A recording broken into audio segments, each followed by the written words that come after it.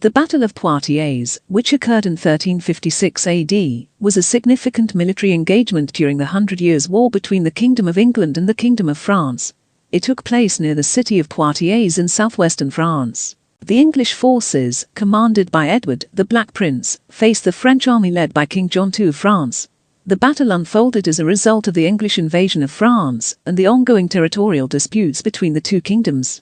The English army was composed of highly skilled longbowmen, heavily armoured knights, and a disciplined infantry. In contrast, the French army relied heavily on their mounted knights, known as the French nobility's pride and glory. As the battle commenced, the English longbowmen unleashed a devastating barrage of arrows, creating chaos and inflicting heavy casualties on the French knights.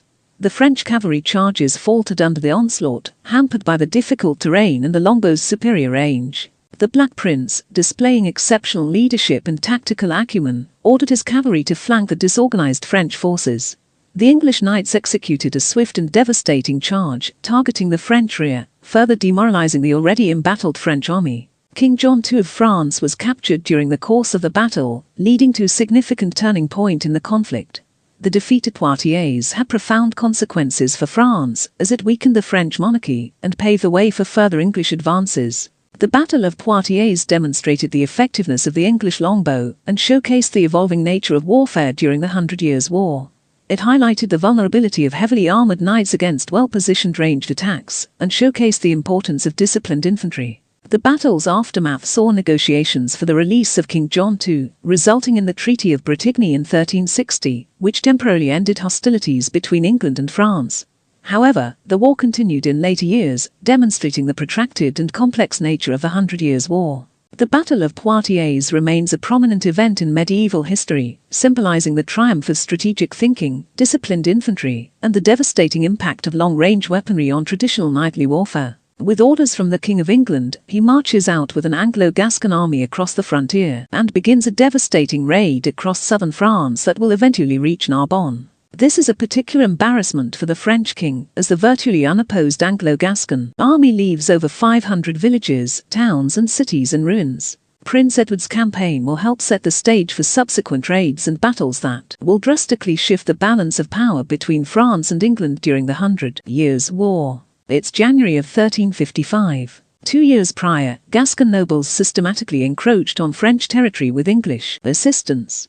During these operations, they took key towns, forts and strongholds, and installed garrisons at these strategic locations, mainly in the provinces of Agenat and Quercy. But since then, a truce was signed between England and France, which allowed the French king to regroup and counter the Gascon threat. He appointed the Count of Armagnac as his new lieutenant of Languedoc, tasking him with recapturing lost lands in the south of the country. During his first 3 years as lieutenant, Armagnac had steadily retaken most of Quercy. He drove out the Gascon occupiers by combining resources of the rich province of Languedoc and his home county of Armagnac. By the end of 1354, he reached the banks of the River Lot, encamping just 130 kilometers from Bordeaux. And now, at the start of 1355, only 6 months remain until the Anglo-French truce expires, which prompts senior Gascon nobles to ask England for help, hoping to turn the tide of the war. They travelled to London to argue that King Edward III should go on the offensive in the summer, to punish Armagnac for driving out their garrisons, and to counter the threats that Gascony is facing.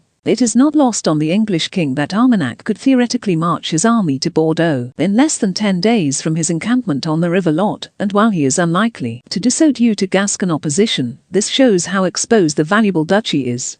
Gascony indeed became a very prosperous region under English rule and, needless to say, King Edward is not about to let the rich duchy become further exposed to the French. A plan is devised to launch a punitive Anglo-Gascon invasion against Armagnac for his actions in Quercy. 4 months on, King Edward holds a great council, and it is decided that his son, Edward of Woodstock, known as the Black Prince, will land in Gascony with an army in the Isles of Warwick, Suffolk, Salisbury and Oxford as his advisors, a team with extensive military experience. The Black Prince's planned July departure is postponed due to logistical problems, but he finally sets sail to Bordeaux with his army on September 9th. The prince's retinue has an abundance of military talent. In addition to prominent English earls, he is accompanied by no less than 7 current and 2 future members of the Knights of the Garter and others. These commanders have considerable military experience from the wars with France and Scotland. Some already fought in Gascony and understand its political situation, and a dozen of the prince's commanders fought at Crécy in 1346.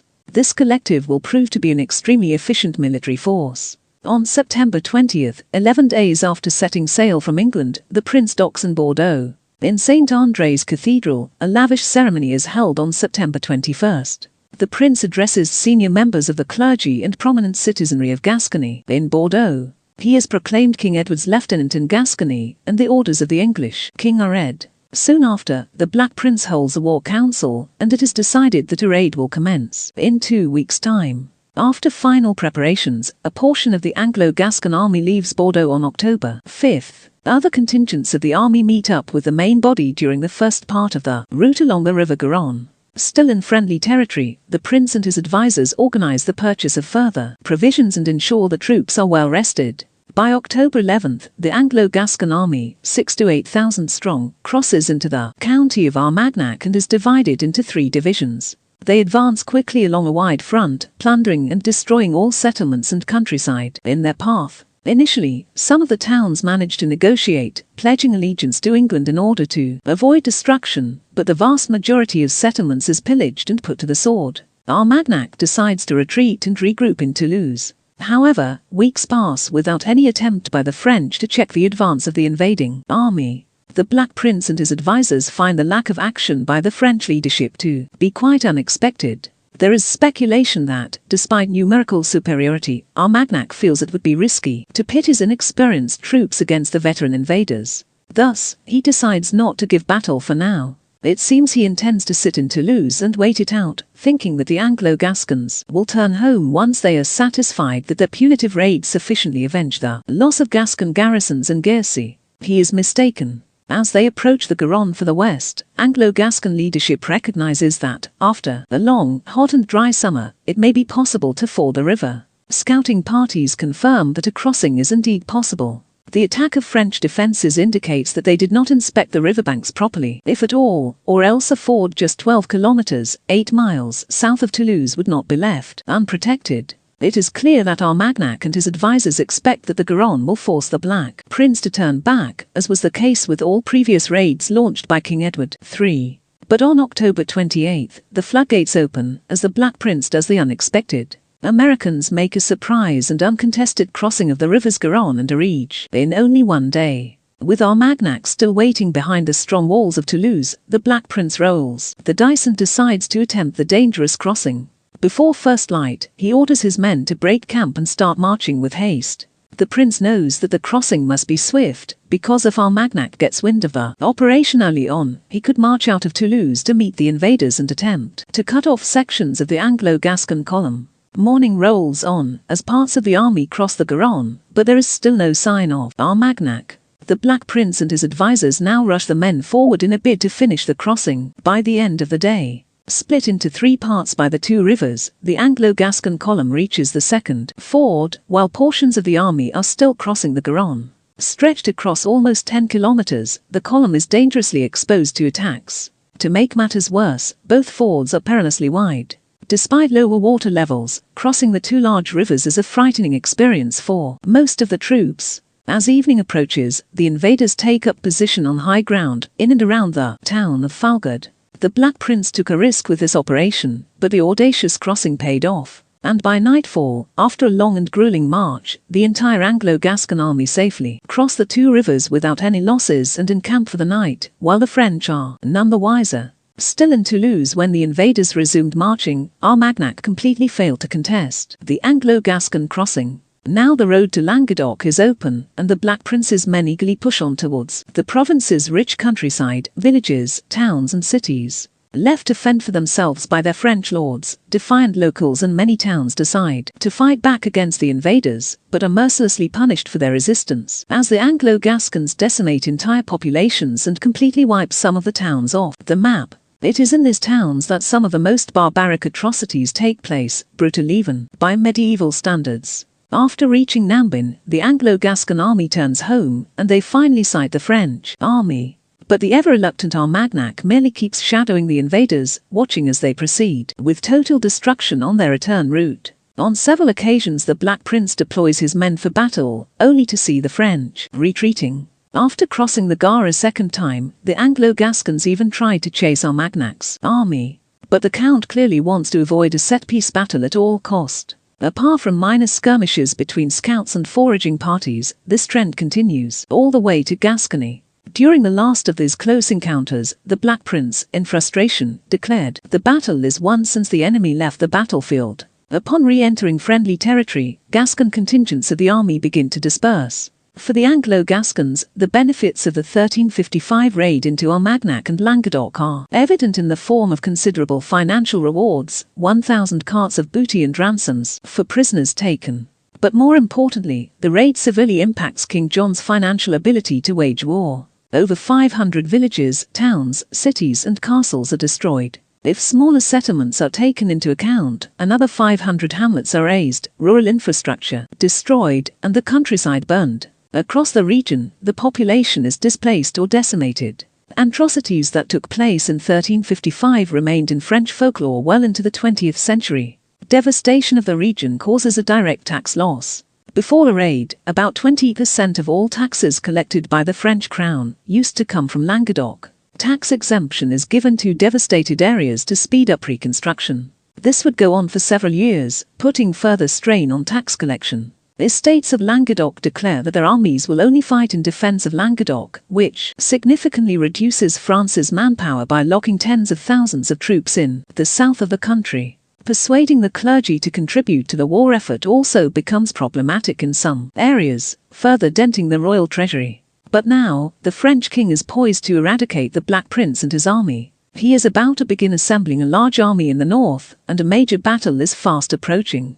During the following months, swathes of territory are brought under Anglo-Gascon control, some 36 walled towns and castles in total. Meanwhile in the north, King John too is facing internal revolt. At a banquet in Rouen, John personally arrests his own son-in-law, Charles II of Nevers, for plotting to overthrow him. Known as the Bad, Charles is one of the most powerful nobles in France. He rules over the kingdom of Nevers, holds vast estates in Normandy, has an alliance with England and many powerful French barons. After Charles's imprisonment, his younger brother Philip organizes the resistance in Normandy and calls upon their allies. King Edward answers the call and diverts Duke Henry of Lancaster to Normandy with his newly formed raiding army originally intended for operations in Brittany, a region under heavy English influence.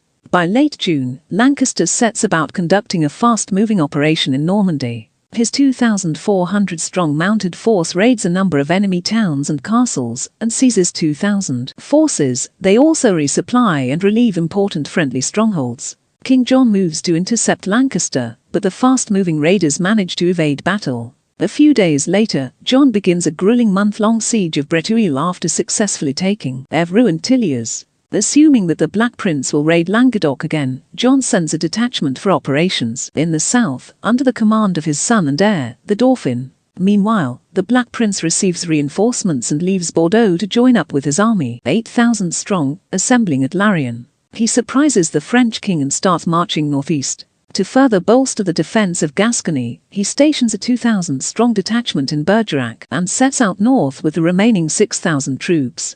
The Black Prince is swift during the initial days of the campaign. Not wanting to risk losing men, the Black Prince avoids well-defended towns and castles. But once in Le Mauson, the itinerary becomes a catalogue of destruction, led by experienced commanders John Chandos and James Audley, who are placed in charge of the scouts. Around this time, the prince receives much welcome news that Lancaster has set out on a new raid through Brittany, with the aim of joining him further south. To the east, the Dauphin decides to retreat to Decize, fearing the larger Anglo-Gascon army. To bolster defences, John sends reinforcements to fortresses in key areas along the river Loire. Alarmed by the Anglo-Gascon advance, the French king is forced to pay off a Navarrese garrison in Pretoul to surrender and retreat back to Normandy. Immediately after the siege, he begins assembling a large, entirely mounted army at Chartres, so he can move fast and catch the Black Prince. Meanwhile, the prince keeps pushing northeast. 2 detachments split off from the main army. A raiding party commanded by Chandos and Audley rides towards Bourges, a city comparable to Toulouse in size.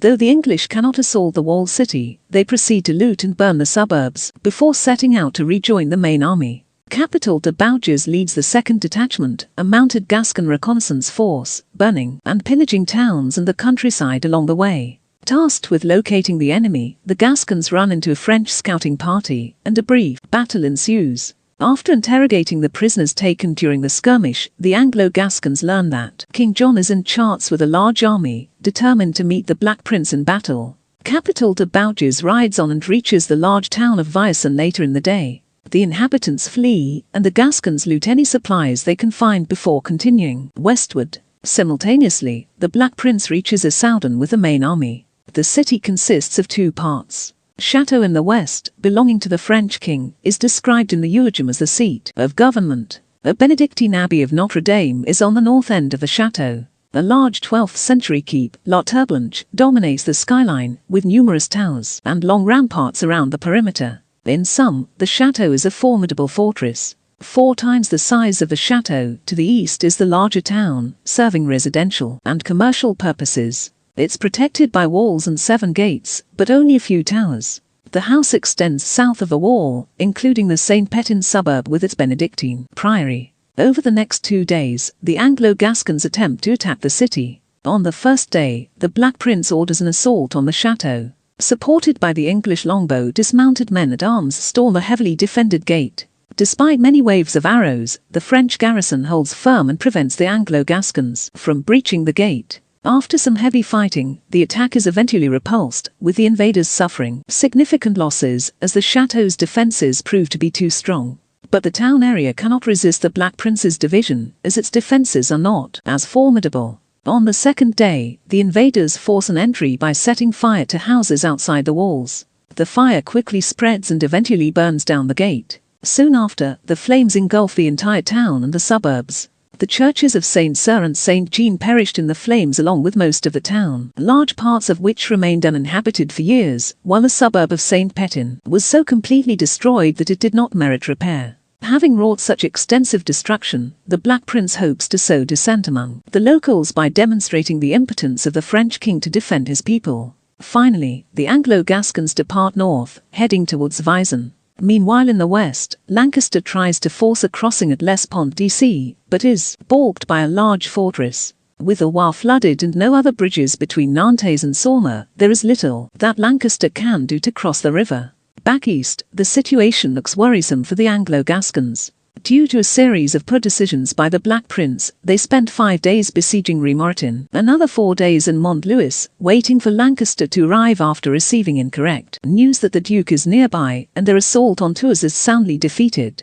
As a result, provisions are nearly depleted and precious time is wasted. With the noose now tightening, the Black Prince is outnumbered by almost 2 to 1. Fearing he will be encircled by French forces coming from Tours and Amboise, he begins retreating south. The French king sets out along the royal road towards Poitiers, and plans to cut off the Anglo-Gascons' retreat. The Black Prince sends scouts in the hope of finding Lancaster's army, which he still believes is in the area. To the east, the Dauphin's contingent joins up with the main French army. The Black Prince encamps in Châtellerault and waits for another 3 days. When the scouts finally return, it becomes clear that the Anglo-Gascons will have to face the numerically superior French army without Lancaster's support. Their march resumes, while further west, French troops from Saumur reach Poitiers. To even the odds, the Black Prince wants to meet the French on the banks of the river Vane, but he is unaware that John has overtaken him. Only after reaching the road to Poitiers does he realize that the French already passed in front of the Anglo-Gascons' line of march and are heading west.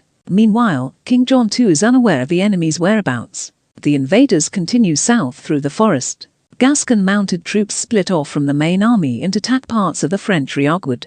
They manage to capture the Counts of Auxerre, Johnny and Jean de Châtellerault. The Anglo-Gascons then regroup further south, while the French encamp nearby. Encounter between the two armies is imminent. Given that he is outnumbered by almost 2 to 1, the Black Prince takes up a defensive position where the ground is broken by vines, agriculture, thick hawthorn hedges, woods, and marshes. He orders most of his men-at-arms to dismount and line up along the hedges, with archers on either flank, a Gascon mounted reserve on his right flank and a small mounted reserve in the centre. Trenches are dug up on the right flank, along with barricades made up of wooden carts from the baggage train. As the Anglo-Gascons are unlikely to attack first, John pauses to consider his options. A small number of his advisors, including Marshal Clermont, argue that the Anglo-Gascons should be starved into submission, given their difficult situation with provisions. King John likes this idea. However, most of his entourage accuse Clermont of cowardice for wishing to negotiate, namely, the Bishop of Chalons, Marshal d'Ordam, Joffre de Charny and Earl Douglas.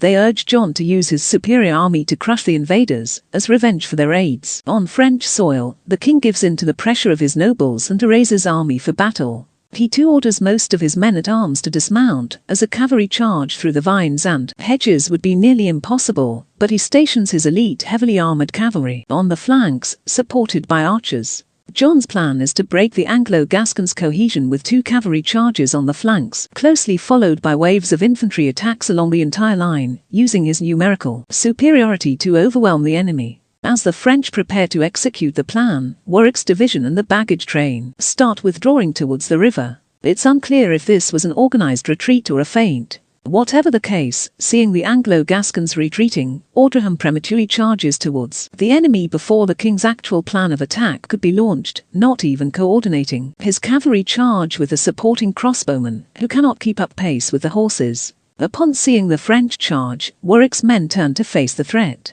Audraham sends a message to Clermont that the enemy is retreating, urging him to attack at once. Clermont feels bound to follow suit and attacks on the other flank, despite disagreeing with Audraham's decision to charge, as he remains unconvinced that the enemy is in fact retreating. On the French right, the cavalry charges uphill towards the Anglo-Gascons line, as waves of English arrows bounce off their heavy armour. Oxford hurries his archers into the marsh to avoid being overrun. After repositioning, English archers begin shooting arrows at the passing cavalry, aiming at the exposed horses. Chaos erupts on Audraham's right, as the wounded animals either throw their riders, refuse to advance, or simply gallop from the field. Moments later, Audraham's division smashes into Warwick's position. French crossbowmen are too far behind and cannot join the fighting, and Audraham finds himself pressed on 2 sides. They suffer heavy losses and are soon routed, with Audraham captured by Warwick's troops. Meanwhile, Clermont's attack is better coordinated, as his men advance up the slope and, despite repeated volleys of arrows, they press the enemy hard, but are blocked in the hedge gaps by English and Gascon men-at-arms. French archers respond with volleys of their own, aimed at the English crossbowmen over the mound. To help the troubled right flank, Suffolk leads reinforcements to support Salisbury, and the French charge begins to crumble as the Anglo-Gascons manage to stabilise the line. After suffering heavy losses, the French troops on the left retreat when Clermont is killed in the fighting. Meanwhile, the Dauphin charges the enemy, still unaware of the fate of the 2 cavalry charges. His slow-moving men-at-arms are struck down by arrows in large numbers, despite wearing heavy armour. His troops stretch to fill the gaps on the French left. Heavy fighting ensues in the cramped spaces among the hedges. During the fierce hand-to-hand combat, Duke of Bourbon is killed and the Dauphin's own standard-bearer is captured. Seeing they are making no progress, the Dauphin's advisors sound the retreat. This creates confusion, and just as the Duke of Orleans closes in on the enemy, he also starts retreating, thinking that a general withdrawal is ordered. "Forward, for I will recover the day or be taken or slain," shouts the French king as he orders his division of elite fighters to attack. Many in the exhausted Anglo-Gascons line are dismayed upon seeing the French approaching. John directs his attack towards the Black Prince's banner. At that moment, the prince plays his ace card and sends the mounted Gascon reserve on a wide flanking maneuver. Christmas melee fighting ensues, as the fresh French troops inflict heavy losses on the Anglo-Gascons.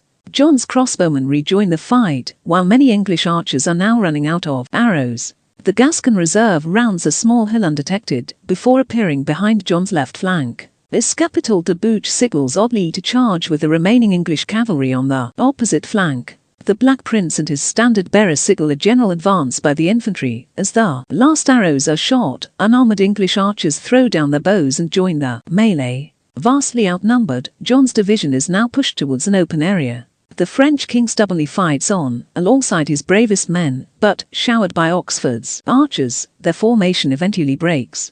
The invaders capture the sacred Oriflamme banner, and the French resistance collapses. Standing with a dwindling group of survivors, King John II is surrounded and captured. See you in the next battle.